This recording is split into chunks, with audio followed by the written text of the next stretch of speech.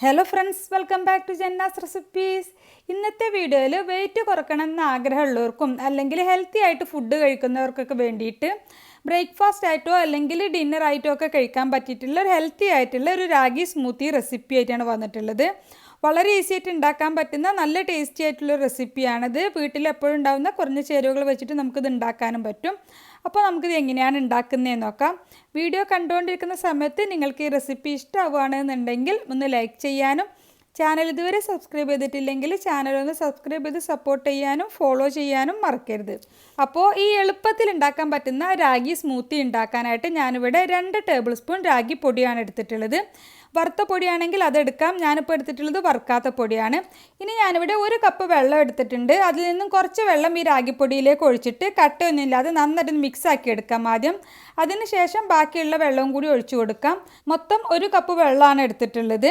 ഇനി നമുക്കിതൊന്ന് കുറുക്കിയെടുക്കണം. അപ്പോൾ അതിന് മുമ്പായിട്ട് ഞാനൊരു പാത്രത്തിലേക്ക് 1 ടീസ്പൂൺ ചിയാ സീഡ് ഇട്ട് കൊടുക്കുന്നുണ്ട്. ഇതിലേക്ക് 1/4 കപ്പോളം വെള്ളവും കൂടി ഒഴിച്ചിട്ട് നന്നായിട്ട് മിക്സ് ആക്കിയിട്ട് ഇതൊന്ന് കുതിരാൻ വേണ്ടിയിട്ട് മാറ്റി വെക്കാം. വെയിറ്റ് ലോസിനൊക്കെ ഒരുപാട് ഹെൽപ്പ് ചെയ്യുന്നൊരു സാധനമാണ് ചിയാ സീഡ്. അതുപോലെ തന്നെ ഒരുപാട് ആരോഗ്യ ഗുണങ്ങളുണ്ട്. ഇനി നമ്മൾ മിക്സ് ചെയ്ത് വെച്ചിട്ടുള്ള രാഗിപ്പൊടി നന്നായിട്ടൊന്ന് തിളപ്പിച്ചൊന്ന് കുറുക്കിയെടുക്കണം. രാഗിക്ക് കുറച്ചൊരു വേവൊക്കെ ഉണ്ട്. അപ്പോൾ മീഡിയം ഫ്ലെയിമിലിട്ടിട്ട് നന്നായിട്ടൊന്ന് കുറുക്കിയെടുക്കുക. ഇതൊന്ന് ചൂടായി വരുമ്പോൾ തന്നെ ചെറുതായിട്ട് തിക്കായി തുടങ്ങും. അപ്പോൾ നന്നായിട്ട് തിളപ്പിച്ചിട്ട് കുറുക്കിയെടുക്കുക. നന്നായിട്ടൊന്ന് കട്ടിയായി തുടങ്ങിയാൽ നമുക്ക് ഫ്ലെയിം ഓഫ് ചെയ്തിട്ട് ഇതൊന്ന് തണുക്കാനായിട്ട് ഒരു സൈഡിലേക്ക് മാറ്റി വെക്കാം. നന്നായിട്ട് തണുത്തിട്ടുള്ള രാഗിപ്പൊടി നമുക്കൊരു മിക്സിയുടെ ജാറിലേക്ക് ഇട്ട് കൊടുക്കാം. ഇനി അതിൻ്റെ കൂടെ തന്നെ ഞാനൊരു 4 ചെറിയ ഈത്തപ്പഴം എടുത്തിട്ടുള്ളത്. വലുതാണെങ്കിൽ ഒരു 2 എണ്ണമൊക്കെ എടുത്താൽ മതി. കുരു കളഞ്ഞിട്ട് നമുക്ക് മിക്സി ജാറിലേക്ക് ഇട്ട് കൊടുക്കാം. അതുപോലെ തന്നെ ഒരു റോബസ്റ്റ പഴമാണ് എടുത്തിട്ടുള്ളത്. അതുകൂടി നമുക്ക് ഒന്ന് കട്ട് ചെയ്തിട്ട് ഇട്ട് കൊടുക്കാം. പിന്നെ കുതിർത്ത് വെച്ചിട്ടുള്ള ചിയാ സീഡ് കൂടി ഇതിലേക്ക് ഒഴിച്ചു കൊടുക്കാം.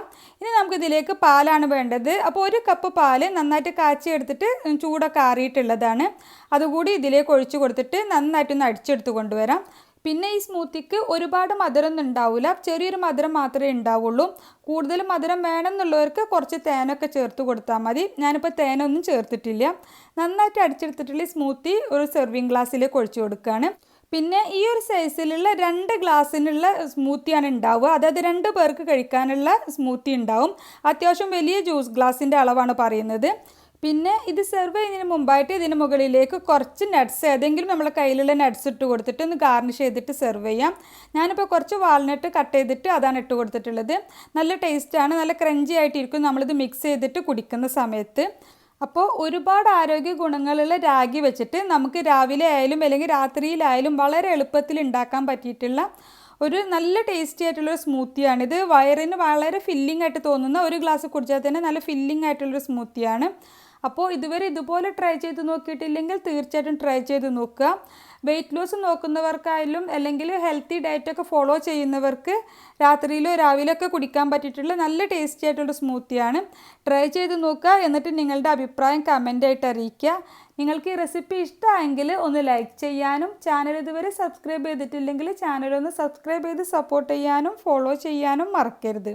അപ്പോൾ ഇൻഷാ അല്ലാഹ് മറ്റൊരു അടിപൊളി റെസിപ്പിയുമായിട്ട് നമുക്ക് വീണ്ടും കാണാം. Thank you for watching.